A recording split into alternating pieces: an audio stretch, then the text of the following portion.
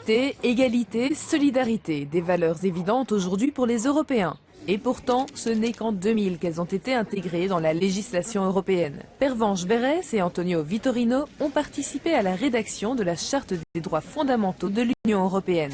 L'une représentant le Parlement européen, l'autre la Commission européenne. Au moment où l'Union européenne, au fond, allait progresser vers un ensemble géographique plus important avec la perspective de l'élargissement, au-delà des valeurs économiques, des valeurs du marché, il y avait ce sentiment qu'il fallait donner corps à ce qui faisait nos valeurs communes en tant que ce qu'allait devenir l'Union européenne. On avait aussi envie de doter les traités constitutionnels de l'Union européenne d'une Bill of Rights, d'une liste des droits fondamentaux. En 1950 déjà, la Convention européenne des droits de l'homme du Conseil de l'Europe avait rassemblé une grande partie des droits civils et politiques.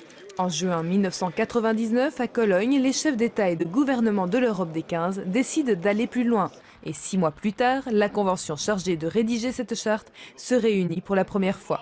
Jusque-là, le mode classique d'élaboration du droit communautaire, du droit fondamental pour l'Union européenne, c'est la négociation entre les gouvernements, qui peut ensuite être ratifiée ou sur lequel, à l'époque, le Parlement européen donnait son avis. Une négociation entre États membres était une négociation à huis clos.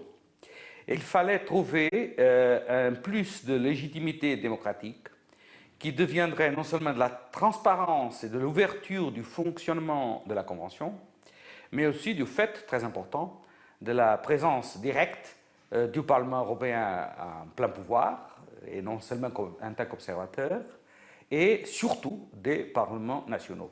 C'était une première. À la table des négociations se retrouvent donc des représentants des grandes instances politiques européennes et nationales. 15 pour les 15 États membres, 1 pour la Commission européenne, 16 députés pour le Parlement européen et 30 issus des parlements nationaux. Les conventionnels se mettent alors au travail, mais le premier blocage intervient au moment d'aborder la question des droits sociaux. Parce qu'il y a des pays où il y a des vrais droits sociaux qui sont enforceable, qui sont applicables au même titre que les droits civils et politiques, mais dans d'autres pays, ces mêmes droits sociaux sont plutôt des normes programmatiques, qui n'ont pas d'enforceability, qui n'ont pas de valeur contraignante directe. L'égalité homme-femme, les droits des enfants et d'autres plus difficiles encore à obtenir sont finalement intégrés comme droits fondamentaux européens. Il y a un bel article aussi sur la liberté syndicale, sur le droit de grève, qui a été, vous vous en doutez, très difficile à négocier, des références en matière d'accès au logement. Il faudra moins d'une année à la Convention pour soumettre aux chefs d'État leur projet de charte. Où les chefs d'État et de gouvernement avaient pensé qu'au fond, nous avions écrit un brouillon et que, si je caricature un tout petit peu, ils allaient pouvoir corriger ou réécrire certains éléments. Et dans une certaine mesure, je crois que beaucoup de monde a cru qu'on n'arriverait pas au bout, que c'était un talk shop.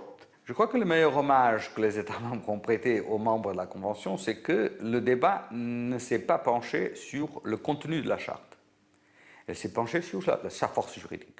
Simple déclaration politique ou texte juridique avec force contraignante, à défaut d'un accord unanime des États membres, la charte ne sera pas contraignante dans un premier temps, du moins officiellement. Même avant que la charte ait été intégrée dans les traités, plusieurs cours constitutionnels des États membres et même les avocats généraux à la Cour de justice et au tribunal de l'Union européenne ont commencé à faire référence à la Charte des droits fondamentaux, qui n'était pas encore un texte juridiquement contraignant. 2007, la Charte acquiert enfin ses lettres de noblesse. Elle fait désormais partie du traité de Lisbonne. Mais 3 pays ont tout de même émis certaines restrictions en matière de droits sociaux. Le Royaume-Uni en tête, suivi de la Pologne et de la République tchèque.